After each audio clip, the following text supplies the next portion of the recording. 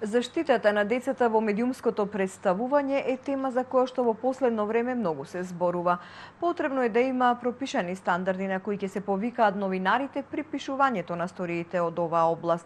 Точно на тоа се работи деновиве во Охрид, односно представниците на медиумите од Македонија, детската амбасада Меѓеши, изготвуваат кодекс за известување на случаи каде што децата се жртви, сведоци или сторители на насилство.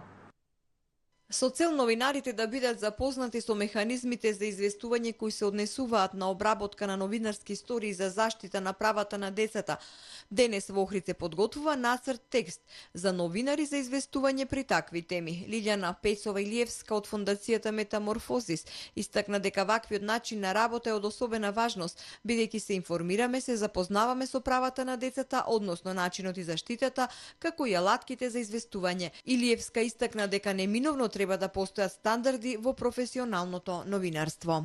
Од таа причина сме овие денови овде да разговараме со новинарите, со представници од различни медиуми, од традиционалното новинарство, кои се стандардите од она што е тренд деновиве, односно онлайн порталите, објавувањето на фотографии, особено на видеоматеријали на деца кои што се со недолична содржина, односно материјал кој што е со недолична содржина. Основачот и директорот на првата светска детска амбасада Меѓеши Драги Змјанац истакна дека ова е трета обука која организираат со новинарите. Секојаш ни е инспирација со новинарите да работиме, бидејќи тие ни даваат голема поддршка да ги дефинираме потребите, проблемите и да направиме притисок кон донесувачите на одлуки да бидат функционални.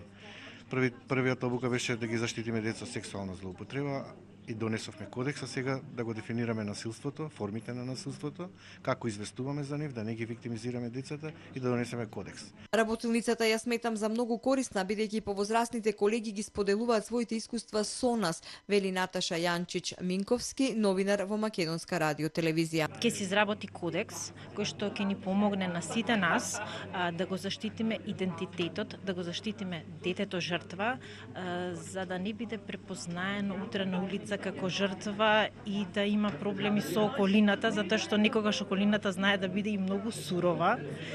Тие се жртви имаат одреден проблем, а после стануваат уште поголеми жртви кога на некој начин се обележани во средината како некој што преживеал некаков проблем. Од работилницата која што е во организација на детската амбасада Меѓеши се очекува да произлезе кодекс за известување на случаи каде што децата се жртви, сведоци или сторители на насилство.